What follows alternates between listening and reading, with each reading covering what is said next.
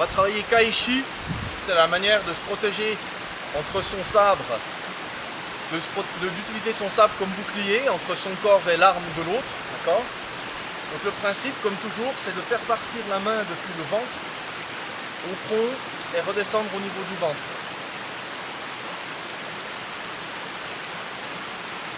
Je laisse tomber la pointe vers la droite. La pointe à droite. La main monte au front, ça tourne au-dessus de la tête, ça redescend.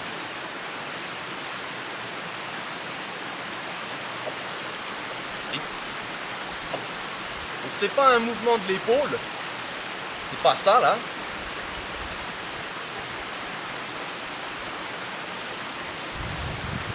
D'accord? Donc le déplacement de l'arme, c'est pas mon bras qui le fait, c'est pas ici qui se passe, c'est mon poignet. C'est ici que ça se passe. Là. Pas là. Ça part jamais sur les côtés. Si j'ouvre avec mon sabre sur le côté, je suis exposé. Mon sabre, c'est aussi un bouclier. S'il y a un coup qui arrive, je vais pouvoir, en déplaçant mon corps et en interposant mon sabre entre mon corps et l'arme de l'autre, je vais pouvoir me mettre à l'abri. Mais si au moment où je lève mon sabre, je le lève à côté, je suis exposé. Et l'autre en profitera, il frappe.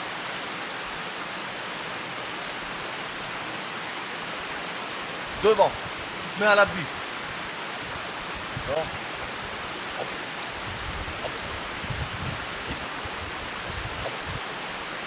Ça monte, c'est le poignet qui pivote. Voilà. Okay. Ici, la paume est vers moi, hop, ça retourne et ça redescend. Paume vers moi, ça tourne, ça redescend.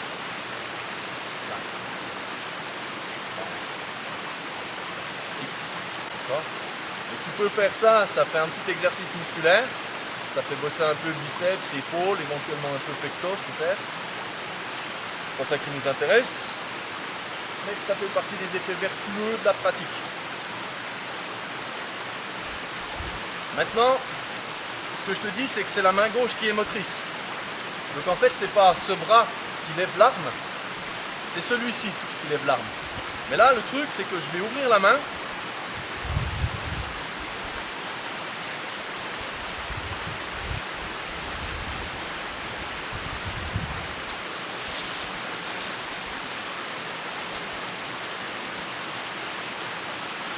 Tu ouvres la main et tu utilises la commissure du pouce et de l'index pour garder toujours le contact avec ton arme. Là, c'est en contact avec le dos de la main.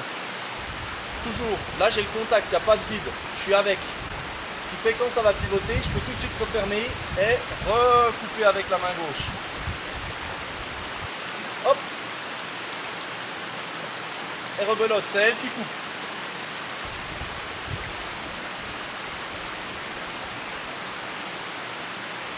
Là, j'ai plus besoin de la main droite.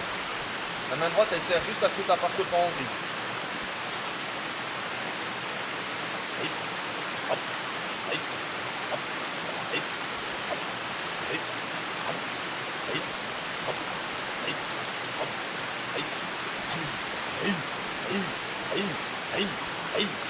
hop,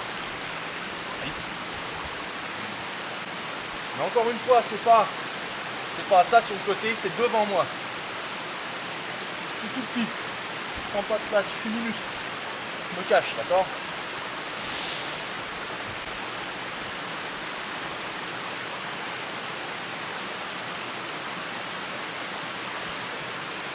Devant toi. Le plus près possible du corps. Si je fais ça, là, je me prends le coup. Tac, je me cache. Wow. Wow.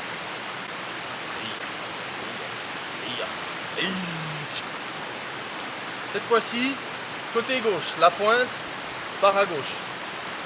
Rebelote, la main vient au front, d'accord? Ça part pas sur le côté, c'est pas ça. Devant moi.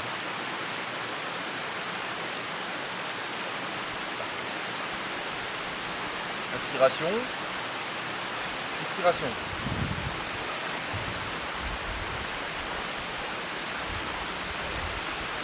D'accord. Et comme tout à l'heure, c'est la main gauche qui travaille.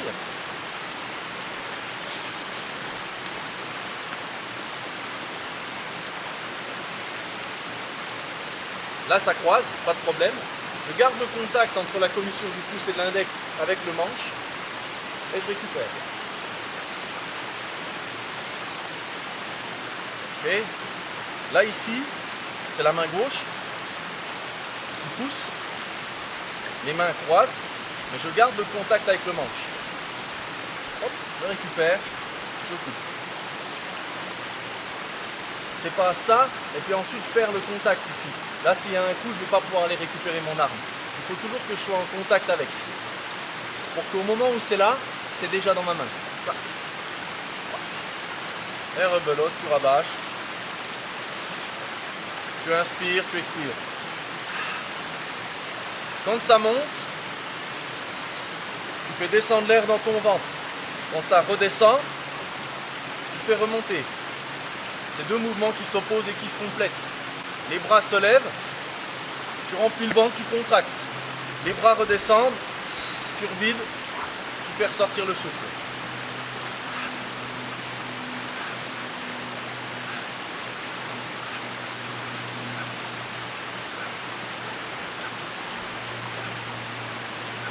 Ok ? Bon, ça c'est bon. T'assures que tes mains soient toujours le long de l'axe de ta colonne vertébrale. Et tu verrouilles. Parfait.